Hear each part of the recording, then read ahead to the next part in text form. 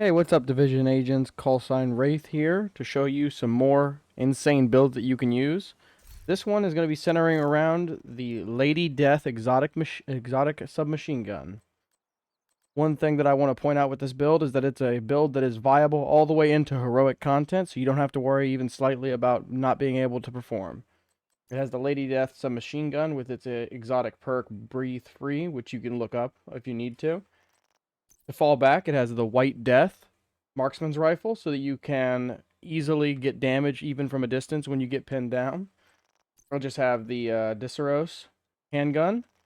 And then what I wanted to specifically go for was crit hit damage and critical hit chance, which is what all of these have. The perfect bloodsucker on this backpack to get some more bonus armor every kill, since we'll be moving in and out, weaving quite a bit.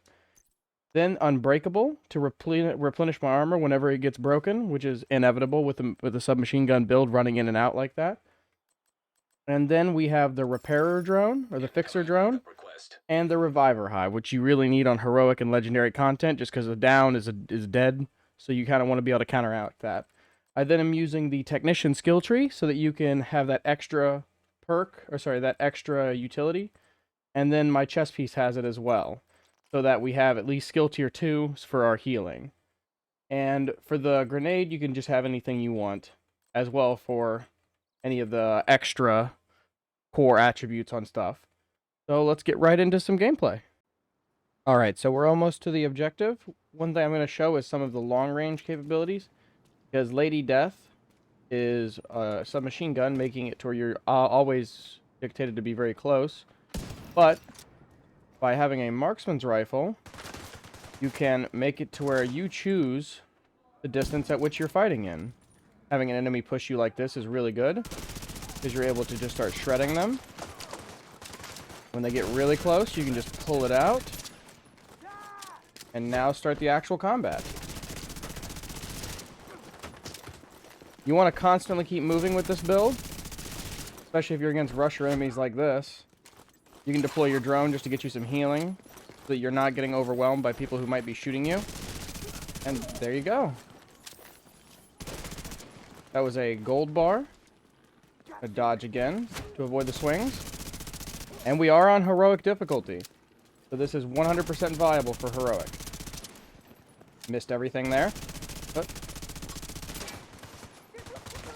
you actually have an increased melee damage with the knuckle thing on the front of the gun, so it is really good if you want to walk up in melee as well. It is excellent. We are moving towards this control point, but that was just to show you that you can battle at different ranges and that you don't always have to choose to be up close, because a lot of the times you will be taken down very easily if you just try to get in close and there are a lot of enemies. So I like to start the fights from a distance and then have the rushers and all the other enemies kind of funnel their way towards me, making it a lot easier to get a lot of damage in easily. On here, I always just start it off. That's how they are alerted to my presence, unless I have a really powerful sniper build, in which case I'll try to get a pick early. Shooting the grenadiers while they're firing is a really good way to get easy damage. On this particular, there's Unbreakable being displayed. So I got my armor back instantly. Whenever enemies want to push you, you kind of want to inconvenience them. Environmental damage like that makes this go a long way. And then just shoot them a lot. And you want to stop them from flanking you, which cleaners do a little bit. But ones you really need to worry about... Oops, got bombed a little bit. The ones you really need to worry about doing that are Black Tusk.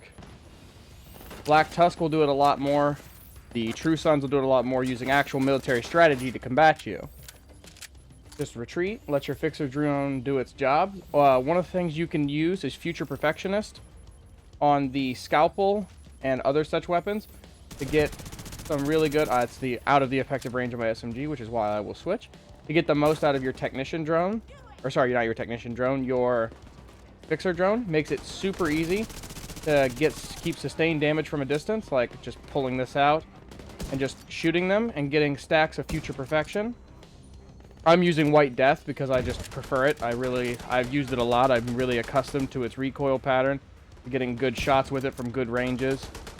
which is extremely necessary with this build, especially because I always play on heroic difficulty. Drones like that you can just dodge. Very easy to avoid the damage. Oh, got a little too close to the fire. Just roll that out. Make sure you keep your friends alive, because if you do not keep them alive during this, then whenever you fully kill everybody, then you have to wait for more people to come, and there's another wave. So it's best to just avoid that. Missed the head. Got the head that time. And, oh, he got flinched by someone else's fire. Now I'm just bad. There we go. Super easy build. I really hope that you guys can use this.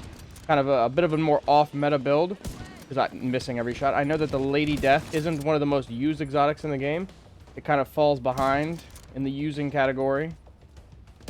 And I hope that this will change people's minds and hope that people will start using it, because this is actually my main build. I use this build over just about any other build because I really enjoy what Lady Death can offer you. Shooting the bottom of those drones is really good. Drops the bombs right on the technician. I actually use an LMG sometimes as well, for whenever you get pushed at a distance, but you still want that fully automatic fire. Here's a good thing you can do. We got all the way up to these guys and pushed them out of their cover. Let's get that drone to drop its payload real quick. Just constant pressure. This build always benefits from you moving. So really only be locked in place if you have to be. And keep an eye on your fixer drone so that you're able to keep it constantly deployed, always healing you, making it to where you can do these really aggressive pushes and not encountering too much issues. Limiting line of sight from enemies is another good way to keep up constant pressure. Like I did there, to move behind the truck so that only the one enemy could see me and not the technician. And like I said, utilizing your environment. Using his own drone to kill him. So, I hope that you really enjoy seeing this video, and I hope you really enjoy this build.